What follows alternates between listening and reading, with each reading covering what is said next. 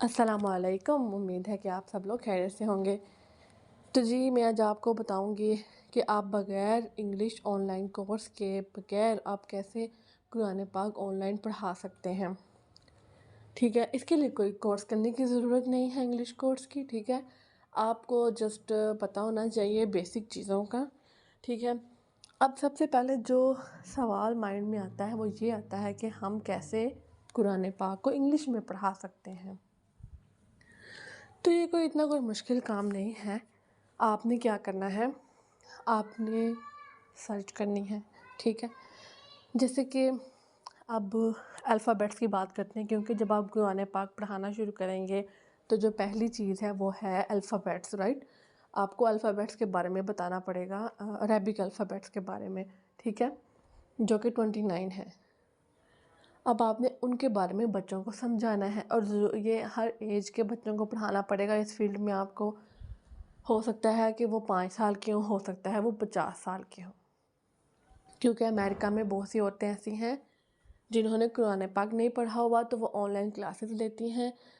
जैसे कि मेरे पास बहुत सी ऐसी ख़वातीन हैं जिनकी उम्र 40+ है, लेकिन वो कुरान पाक पढ़ रही हैं। ठीक है, तो आपने उनको पढ़ाना है कुरान पाक। ठीक है, उससे पहले आपको पढ़ाने हैं अल्फ़ाबेट्स, आपको पढ़ाने पड़ेंगे अरेबिक अल्फ़ाबेट्स। तो जैसे ये कोई मुश्किल नहीं है, जैसे पाकिस्तान में होता है। ठीक है, हम बच्चे को बताते हैं कि बा कैसे पढ़ना है, ता कैसे पढ़ना है, और हम कैसे रिकॉग्नाइज़ कर सकते हैं लेटर्स को। हम उनको बताते हैं बा है, इसका एक डॉट है जो कि लेटर के नीचे होता है। ठीक है, और हम बताते हैं जी ता है, इसके 2 डॉट्स होते हैं, ये लेटर के ऊपर होते हैं। उर्दू में हम ऐसे बता देते हैं, और हम बताते हैं कि इनकी आवाज़ किस तरह से आपने निकालनी है। हम उनको बताते हैं कि ये लेटर्स हैं, इनकी आपने कहाँ से पढ़ने हैं। जैसे हा, इसकी आवाज़ कैसी होती है, आपने किस तरह से आवाज़ निकालनी है। अब उर्दू में बच्चों को बताते हैं। बहुत से हाफिज़ हैं जो कि कुरान पाक पढ़ा रही हैं। कुछ लोग घर में पढ़ा रहे होते हैं कुरान पाक, कुछ लोग जो है मदरस वगैरह में पढ़ा रहे होते हैं कुरान पाक। और अगर कोई हाफिज़ है तो वो ये तो कन्फर्म बात है कि वो अपने फैमिली के बच्चों को कुरान पाक पढ़ाता है।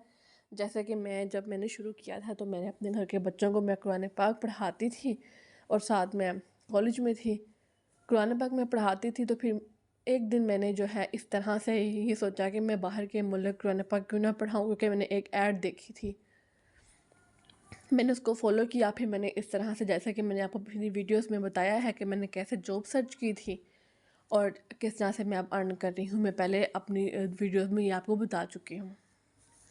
ठीक है, तो कुछ लोग होते हैं वो कहते हैं हमें तो पहले इंग्लिश का कोर्स करना पड़ेगा अगर हमने कुरान पाक इंग्लिश में पढ़ाना है। तो ऐसी कोई बात नहीं है, आपको किसी कोर्स की ज़रूरत नहीं है। आप ये सिर्फ वीडियो, जो ये वाली वीडियो है, ये आप एंड तक देखें, बगैर स्किप किए आप ये वीडियो देखें। ठीक है, इसमें मैं एक एक चीज़ आपको बताने लगी हूँ इस वीडियो में।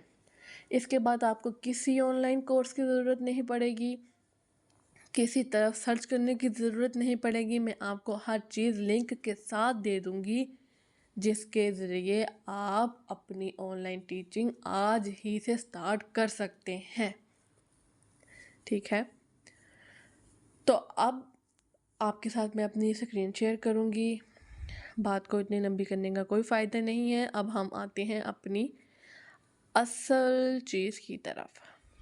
मैं अब आपके साथ अपनी स्क्रीन शेयर करने लगी हूँ, और मैं ये जो लिंक है जिसको मैं अब सर्च करूँगी, ये लिंक है एक जो कि जब मैंने अपनी जॉब स्टार्ट की थी, ये तब ही का ये जो लिंक है, इसी से मैंने हेल्प ली, इसी से मैंने स्क्रीनशॉट्स ले लिए थे मैंने ना इसके फिर मैंने प्रैक्टिस की। जो जब मेरे फर्स्ट 2 स्टूडेंट्स थे उनकी दफ़ा मुझे थोड़ी सी मुश्किल हुई थी, उसके बाद जो है मैं यूज़ टू हो गई थी। मुझे फिर किसी चीज़ की हेल्प की ज़रूरत नहीं पड़ी, किसी वेबसाइट पे जाने की ज़रूरत नहीं पड़ी। मैं अब बगैर किसी तरफ से देखे बगैर बच्चों को पढ़ा सकती हूँ। लेकिन जब मैंने इंटरव्यू दिया था तब भी मैंने अपने कुछ नोट्स बनाए थे, जिसको देख के मैंने, हर सी बात तब न्यू स्टार्ट था तो थोड़ी सी कन्फ्यूजन थी कि भूल ना जाए, अटक ना जाए। तो फिर ये है कि मैंने एक लिख लिया था, जब स्टूडेंट्स की पहली क्लास लेनी है आपने उनके ऊपर अच्छा इंप्रेशन डालना है, और आपने तब क्या बातें करनी है, अपने बारे में इंट्रोडक्शन कैसे देना है, ये आपने लिख लेना है। पेपर के ऊपर। सिर्फ़ और सिर्फ स्टार्ट में आपको इसकी ज़रूरत पड़ेगी, क्योंकि जब आपका स्टार्ट है, आपको नहीं आता, तब आपको इसकी ज़रूरत पड़ेगी, लेकिन बाद में आप जो है ना, आप रवानगी के साथ इंग्लिश बोल सकते हैं, ठीक है। तो चलें, मैं अब आपको अपनी वीडियो अपनी स्क्रीन शेयर कर रही हूँ, ठीक है। ऐसा सेकेंड डिस्क्रिप्शन में मैं ये पेस्ट कर देती हूँ। आपने जस्ट इसको सर्च करना है, ठीक है। आपने इसको कॉपी कर लेना है, आपने फिर गूगल पे जाके इसको पेस्ट करना है और सर्च करना है। क्योंकि जब मैंने शुरू किया था तो मुझे बहुत मुश्किल आई थी, मुझे कोई वेबसाइट मिली नहीं थी जहाँ पर मुझे हर चीज़ बनी बनाई मिल जाए कि अलिफ है, आपने अलिफ को कैसे प्रोनाउंस करना है, मुझे कुछ भी नहीं मिला था। लेकिन वहाँ पर वीडियोस आ जाती थी कि यूट्यूब पे देखें, तो इसके लिए तो बहुत टाइम लगता है, ठीक है। आप पहले वीडियो देखेंगे, फिर आप अपने नोट्स बनाएंगे, तो ये एक ज़्यादा टाइम का प्रोसेस है। तो आपने क्या करना है, मैंने आपको लिंक दे दिया है, ये teachereducator.com के नाम से है, लेकिन मैंने आप लिंक दे दिया है, ठीक है। आपने इसको ही सर्च कर लेना है। ये मेरा लिंक नहीं है, मुझे ये भी नहीं पता ये किसका है, लेकिन ये बहुत इन्फॉर्मेटिव है। इसमें हर चीज़ है, आपको किसी चीज़ की ज़रूरत नहीं पड़ेगी अलग से सर्च करने की। तो ये चलें जी, अब हमने इसको कर लिया है सर्च। और सबसे मज़े की बात यह है कि आप अपने मोबाइल से ही पढ़ाना शुरू कर सकते हैं। आपको किसी लैपटॉप की ज़रूरत नहीं है, आपको किसी कंप्यूटर की ज़रूरत नहीं है। जो आप मोबाइल फ़ोन यूज़ कर रहे हैं, जहां आप मेरी वीडियो देख रहे हैं, आप यहीं से अप्लाई कर देंगे और आप यहीं से सब कुछ सीखेंगे। अब सिर्फ आपने ये मेरी वीडियो देखनी है। इस वीडियो के अंदर जो जो कुछ है आपने बगैर स्किप किए देखना है। उसके बाद मैं आपको गारंटी देती हूँ कि आपको कहीं भी जाके सर्च करने की अगेन अगेन वीडियोस देखने की ज़रूरत नहीं पड़ेगी। तो चलें, देखिए हैं 29 अरबिक अल्फ़ाबेट्स प्रॉपर्टीज़, ठीक है। अब प्रॉपर्टीज़ तो ये एक डिटेल्ड वेबसाइट है, एक डिटेल्ड नोट है, डिटेल्ड आर्टिकल है, आप कह सकते हैं। इसके अंदर सब कुछ है। ये आप समझ लें कि ये जो है ना, इसके बाद आपको कोई मसला नहीं हो सकता, ठीक है। अब आगे है अलिफ। अगर मैं आपको अभी कहूँ कि भी जी आपने अलिफ पढ़ाना है, वो भी इंग्लिश में बच्चों को समझाना है, तो आप कैसे समझाएंगे, तो आप कंफ्यूज हो जाएंगे कि भी हम कैसे समझा सकते हैं। तो ये जले आ गया है अलिफ। Alif is the name of first letter. आप जानते हैं कि जो अरबिक अल्फ़ाबेट्स हैं, तो फर्स्ट लेटर कौन सा है, अलिफ। It is a simple dash, it is a mud letter, so it is used for stretching letters, okay। जो अलिफ है, आप देखते होंगे, आपने कुरान अगर पढ़ा हुआ है तो आप देखते होंगे कि समटाइम्स ऐसे होता है कि जब अलिफ आ जाता है तो आप लेटर्स को स्ट्रेच करते हैं। स्ट्रेच का मतलब है लंबा करते हैं। उस मद है, मद की तरह आप उसको इस्तेमाल करते हैं। जैसे फॉर एग्ज़ाम्पल आप ले लें,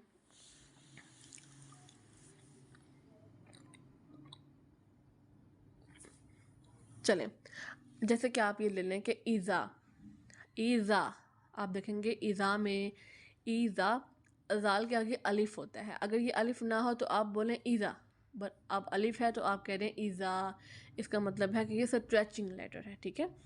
तो अलिफ कैन बी लाइट और heavy depending on the letter join to it. Sometimes ये लाइट होता है, समटाइम्स ये हैवी होता है, तो ये डिपेंड करता है। तो यहाँ पर सब कुछ लिखा हुआ है, आपने एज इट इज़ आगे कन्वे कर देना है। पहले आप खुद पढ़ लें, आप समझ लें इस चीज़ को। अब इन्होंने यहाँ पिक्चर भी दे दी है कि ये लेटर की जो आवाज़ है वो कहाँ से आ रही है। इसके लिए आपने एरो को फॉलो करना है, ठीक है। नेक्स्ट है बा। अगर उन्होंने बता दिया है कि जो बा ता एंड सा है उनकी सिमिलर शेप्स हैं, ठीक है। लेकिन जो it have a dot under it, it has a light sound. ये बा के बारे में बता रहे हैं कि बा के जो है ना डॉट वो अंडर द लेटर है, इसकी लाइट साउंड है। और ये कहाँ से आता है sound, sound comes from the wet part of the lips, okay. Like you need to join your lips together and then it will separate apart, okay। So it pronounced when we bring both lips together। इसकी भी उन्होंने बता दिया है। ये lips का उन्होंने arrow बनाया हुआ, जैसा कि आप ये देख सकते हैं यहाँ पे। तो ये यहाँ पे बताना चाह रहे हैं कि इसकी आवाज़ यहाँ से आनी है, ठीक है। आगे है ता। ता क्या उन्होंने बता दिया है, इसकी 2 डॉट्स होती हैं ऑन इट्स टॉप। इट भी बहुत ही आसान चीज़ है। अब आप देख रहे होंगे, आपको लग रहा होगा ये तो बहुत आसान है, आप ऐसे घबरा रहे थे कि आपने कैसे पढ़ाना है। तो लेटर ता अब इन्होंने कह दिया it has 2 dots on its top, ठीक है। इसकी भी शेप सिमिलर है। आपको पता है कि बा ता और जो सा है उसकी शेप्स हैं वो सिमिलर है। डिफरेंस कहाँ पे आता है, सिर्फ डॉट्स का आता है। तो आप कहेंगे कि the difference only the position of the dots, okay, and the number of the dots, position and the number of dots, सिर्फ इसका फ़र्क आया है, लेकिन जो शेप है वो सिमिलर है। और आपने ये प्रोनाउंस कहाँ से करना है, on the top part and the tip of the tongue, like जो टंग की जो टिप है ना, आपने ये लेटर वहाँ से प्रोनाउंस, हर चीज़ लिखी लिखाई है, जस्ट आपने एक दफ़ा पढ़ लेना है, रीड कर लेना है, आप बच्चे को आराम से पढ़ा सकते हैं, क्योंकि जो अमेरिका के बच्चे उनको तो इंग्लिश ही समझ आती है, ठीक है। तो ये आपने इसके स्क्रीनशॉट्स ले लें। आगे सा है, इसी तरह से आपने इसको बता देना है। इसके 3 डॉट्स होते हैं, आपको पता है कि 2 लेटर्स हैं, ओके, सिर्फ 2 लेटर्स ऐसे हैं जिनके 3 डॉट्स होते हैं, एक तो सा है और सेकंड शीन है, ठीक है। तो डिफरेंस है इनमें, जो है ना, सा वो फ्लैट होता है लेकिन शीन फ्लैट नहीं है, आपको पता है उसमें 3 कर्व्स आती हैं, ठीक है। आगे जीम है। अब मज़े की बात यह है कि उन्होंने हर चीज़ एरो के थ्रू आपको समझा दिया है कि ये आवाज़ कहाँ से आ रही है, आपने जस्ट अब आगे आपने कन्वे करना है स्टूडेंट को। आगे हा डॉटलेस है, जो हा है उस पर कोई डॉट नहीं होता है, ठीक है। खा का एक खा में डॉट होता है, it has a dot on the top, okay, and then kha is pronounced from the top of the throat, okay, throat letters। अब आपने सर्च करना है गूगल पे, थ्रोट लेटर्स के हवाले से भी सर्च कर लेना है। अच्छा, अब आप यहाँ पे ना एक और चीज़ मैं आपको बताती चलूँ कि आपने थ्रोट लेटर्स का सर्च कर लेना है। थ्रोट लेटर्स कौन से लेटर्स हैं जिनकी आवाज़ थ्रोट से आ रही है। अब जो है ना, कुछ लेटर्स तो ऐसे हैं जिनकी आवाज़ आ रही है टॉप से, कुछ की आ रही है मिडल से और कुछ की आ रही है बॉटम ऑफ द थ्रोट से। तो अब आपने ना इसको लिख लेना है, एक पेपर पे आप लिख लें, मैं आपको ये कहूँगी कि आप ये लिख लें थ्रोट लेटर्स के कौन से लेटर हैं जिनकी आवाज़ टॉप से आ रही है, बॉटम से और मिडल से, ठीक है। अगर आप चाहते हैं कि आप सर्च करें, आप गूगल पे जाएंगे, मैं आपको बता देती हूँ, एक सेकेंड रुकें। Throat, sorry,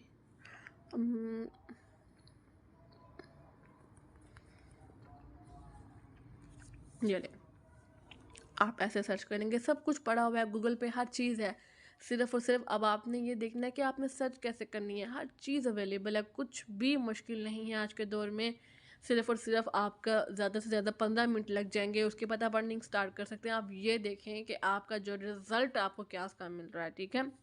how many throat letters are there in the Quran, आप इसको खोलेंगे, वो कहते हैं 6 है, गैन, खा, आइन, हा, हमजा, हा। These are the 6 throat letters, okay?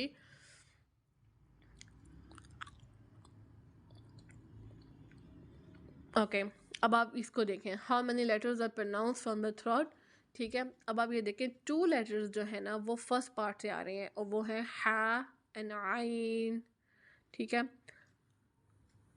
हाँ,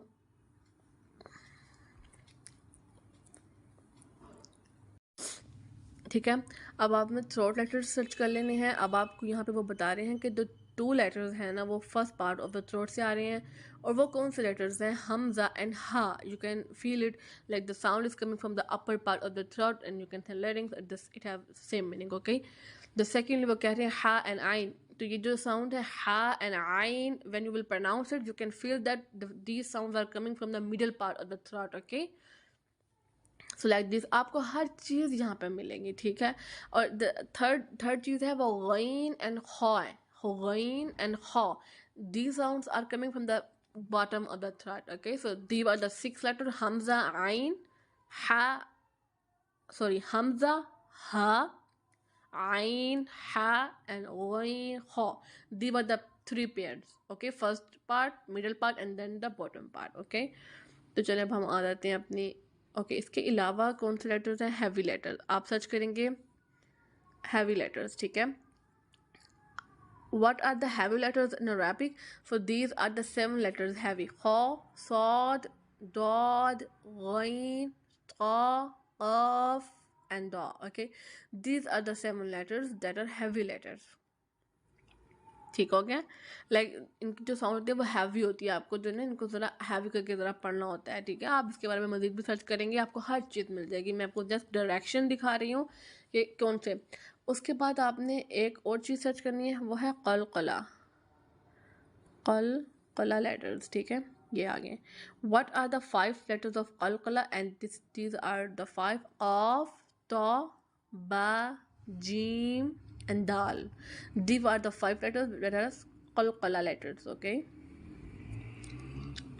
you need to do qalqala here. आगे आपको नहीं पता आप qalqala है क्या, तो आप ये फर्ज करें what does the qalqala letter mean. Okay, they will tell you it means disturbance. To disturb the letter that has a sukoon, that is a sakin but without any corresponding movement of the mouth. Okay, until it becomes turbulent. Turbulency. You need to cause the turbulency. Like we say falaq, falaq. It's qalqala. I am doing qalqala here. Qul a'udhu bi rabbil falaq min sharri ma khalaq. The last sound. Okay, last sound. It's I am doing qalqala here. Qalqala. Okay. So 3 चीज़ें हो गई हैं यहाँ पे. First of all, throat letters, the second thing heavy letters, the third thing qalqala letters. आपने इनके बारे में स्टूडेंट्स को अपने पहले लेसन में बता देना है, ठीक है. और फोर्थ थिंग जो है वो है गुन्ना. You need to do gunna here, like you will hold the sound in the nose for a second. तो गूगल क्या कह रहे हैं, ये कह रहे हैं is a quality of noon and meme. Okay, noon and meme, these are the 2 gunna letters. Okay, so gunna emerges from the nose while the flow of sound is blocked in the mouth. In short, you need to hold the sound. You will say bin, I am doing gunna here. You need to hold the sound in the nose for a second, and this is gunna. तो ये 4 चीज़ें हैं. आप देखें, आप जब गुन्ना की जब आप सर्च करेंगे तो ये गुन्ना एग्जाम्पल्स, गुन्ना मीनिंग, टाइप्स ऑफ गुन्ना मीनिंग इन इंग्लिश, गुन्ना रूल्स, हर चीज़ गूगल पे मौजूद है. आपने इस तरह सर्च कर लेनी है. आपको किसी से गाइडलाइन लेने की ज़रूरत नहीं है. आपके पास गूगल है, आप यहाँ पर सर्च करें, ठीक है. अब हम आ जाते हैं अपनी असल चीज़ की तरफ, जो कि मैं आपको बता रही थी.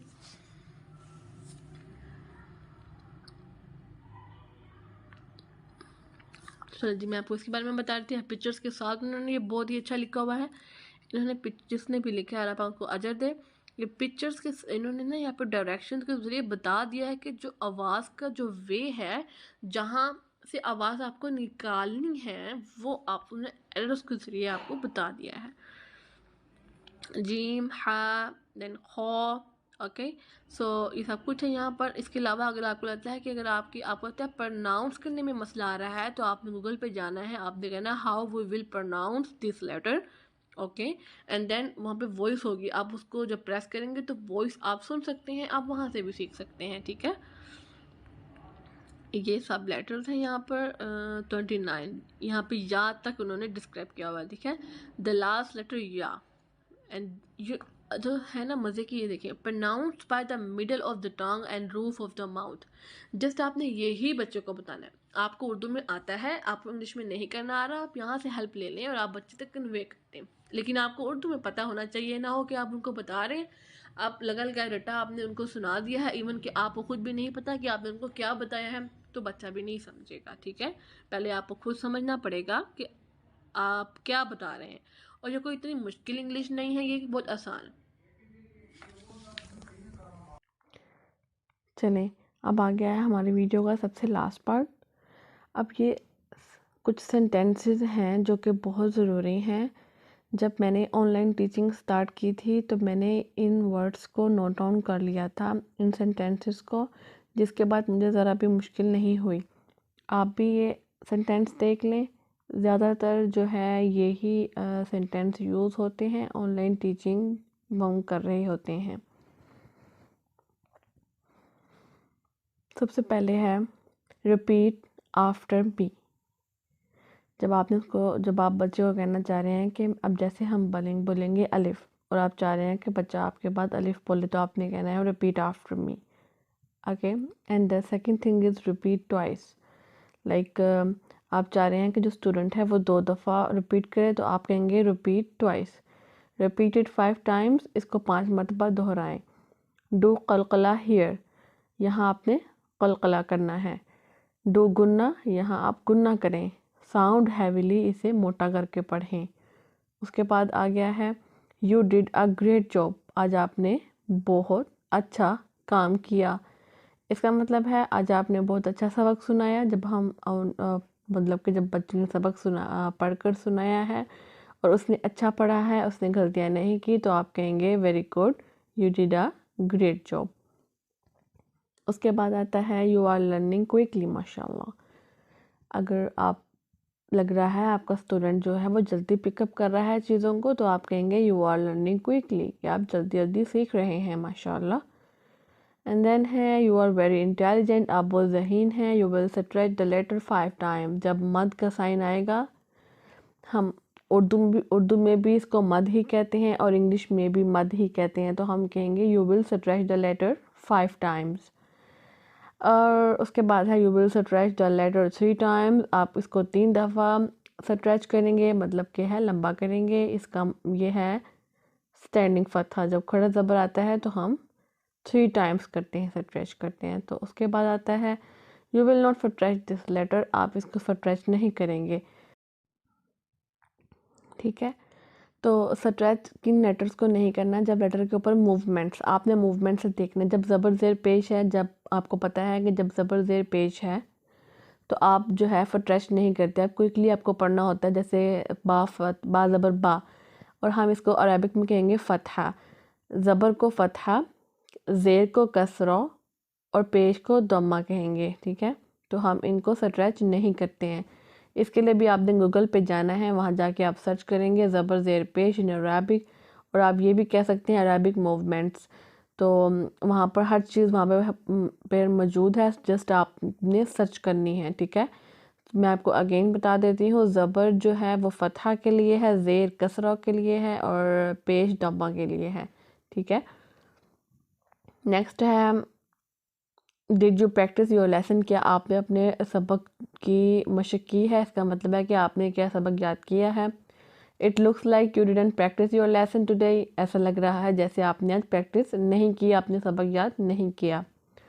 वाई यू डिडंट प्रैक्टिस, आपने सबक याद क्यों नहीं किया। We will not repeat new lesson today, we will not read new lesson today, like आज हम यह सबक नहीं पढ़ेंगे। You need to practise your lesson, you need to practise your lesson, आपको अपने सबक की प्रैक्टिस करने की ज़रूरत है। लिसन टू मी केयरफुली, मुझे केयरफुली सुने या ध्यान से सुने, गौर से सुने, तो इस तरह से।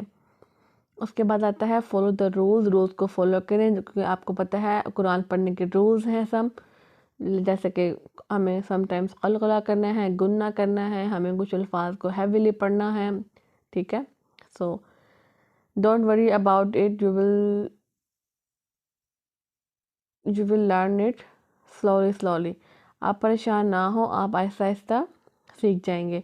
If you get it the next lesson will be easier for you, आप अगर आप ये सीख जाएंगे तो अगला सबक जो है वो आपके लिए आसान हो जाएगा।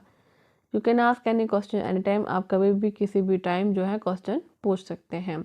Ask question freely, don't hesitate, बगैर किसी हेजिटेशन के आप जो है आप सवाल पूछ सकते हैं। लाइक आपको कब बिल्कुल भी बगैर शर्मिंदगी के आप जो है सवाल पूछ सकते हैं। We are going to read new lesson, हम आप न्यू लेसन पढ़ने लगे हैं। We will read a new movement in this lesson, इस लेसन में हम न्यू मूवमेंट पढ़ेंगे। तो ये रहे 25 सेंटेंसेस, जो अगर आप ये इनको एक दफ़ा रीड आउट कर लें, इनको जहन में बिठा लें, तो आप जो हैं ऑनलाइन बहुत आराम से पढ़ा सकते हैं। किसी भी मसले की कोई बात नहीं है, सिर्फ आपने इन सेंटेंसेस को देखना है, ठीक है। और जैसे जैसे आप पढ़ाएंगे आपकी जो इंग्लिश खुद ब खुद इम्प्रूव हो जाएगी, और इतनी इंग्लिश बोलने की ज़रूरत भी नहीं पड़ती है। सिर्फ आपको ये जो है जनरल बातें ये करनी आनी चाहिए, जो कि मैंने आपको बता दिए हैं 25 सेंटेंसेस। अब आप जो है अपनी ऑनलाइन टीचिंग आज ही से स्टार्ट कर सकते हैं, अपना टाइम वेस्ट ना करें। आप बिल्कुल फारिग हैं घर बैठे, तो आपने क्या करना है, आपने अप्लाई करना है। आपको इंशाल्लाह ताला, अगर आप मेरे जैसे मैंने आपको बताया है आपने सीवी कैसे बनानी है, पहली वीडियोस आप देख लें, उस तरह से अगर बनाएंगे तो आपको जल्द ही कॉल आ जाएगी। आपको वेट नहीं करना पड़ेगा, क्योंकि जो आजकल हैं जो कंपनीज वो टीचर्स को मतलब उनको रिक्वायर्ड है टीचर्स, वो कह रही हैं इवन कि अगर वो देखेंगे कि आपको थोड़ी सी ट्रेनिंग की ज़रूरत है तो वो आपको 1-2 दिन ट्रेनिंग भी देंगे, ठीक है। तो ये जॉब पक्की पक्की है आपको, क्योंकि उनको टीचर्स की ज़रूरत है। तो आप फारिग रह रहे हैं, फारिग रहने से अच्छा है कि आप जो है ना मंथली कमाएं। 70 to 1 लाख आप इजीली कमा सकते हैं। और जो मैरिड ख़वातीन हैं, मैं उनको भी ये रिकमेंड करूँगी कि वो बीए करें, वो ये ज़रूर करें, ठीक है। आपके पास टाइम कम है, आपके बच्चे हैं, आपको लगता है आप मैनेज नहीं कर सकती, तो आप सिर्फ 4 घंटे पढ़ा लें, तब भी आप 40,000 तो कमाएंगी महीने का, ठीक है। अगर आपको लगता है कि आप मैनेज कर लेंगी कि आप कुछ देर दोपहर में पढ़ा लें, टाइम आप नहीं देखना है, आप किस टाइम अवेलेबल है, आपने उनको जस्ट बताना है। अगर आप दोपहर को अवेलेबल हैं, आप बता देंगी कि मैं दोपहर को पढ़ा सकती हूँ, या आप रात को जब बच्चे सो जाएं आपको लगता है कि मैं तब पढ़ा सकती हूँ, तो आपने जस्ट उनको अपनी अवेलेबिलिटी जो है वो बता देनी है, ठीक है। ये एक बहुत ही आसान काम है, इसके लिए आपको तैयारी करने की ज़रूरत भी नहीं पड़ेगी अगर आपने ऑलरेडी कुरान पढ़ा हुआ है, ठीक है। तो अगर आपको कुरान पढ़ना आता है, आपको हर रूल का पता है, तो जस्ट ये 25 सेंटेंसेस हैं, ये आपने देख लेने हैं। उसके बाद आप इंटरव्यू भी आपका अच्छा हो जाएगा, क्योंकि जब आपका इंटरव्यू होगा सबसे पहले जो चीज़ आपको बतानी पड़ेगी वो ये है, अपने इंट्रोडक्शन देना है। उसमें आपने क्या बताना है कि आपने अपना नाम बताना है, आप कहाँ रह रही हैं आपने ये बताना है, आपने अपनी क्वालिफ़िकेशन बतानी है, और जो चौथी चीज़ है वो आपने बताना है अपना एक्सपीरियंस। ये 4 चीज़ें हैं जो आपने अपने इंट्रोडक्शन में बतानी हैं।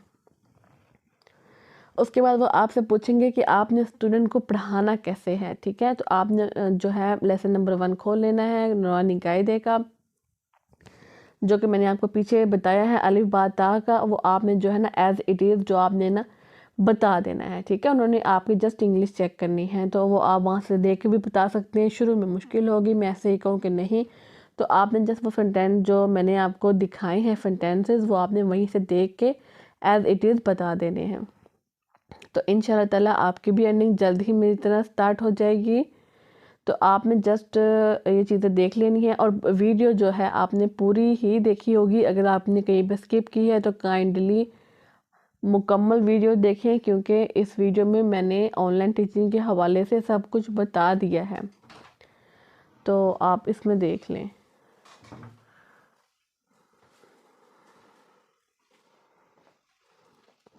उम्मीद है कि आपको वीडियो में बताई गई हर चीज़ समझ आ गई होगी। मिलेंगे इंशाल्लाह नेक्स्ट वीडियो में। अल्लाह हाफ़िज़।